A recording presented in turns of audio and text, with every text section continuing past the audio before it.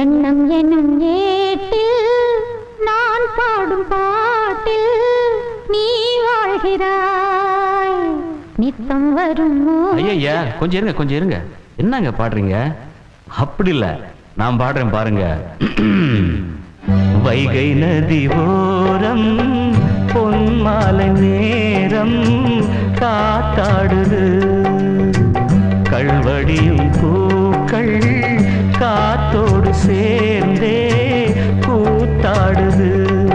இது அன்பின் வேதம், அதை நாடும் போதும் இது அன்பின்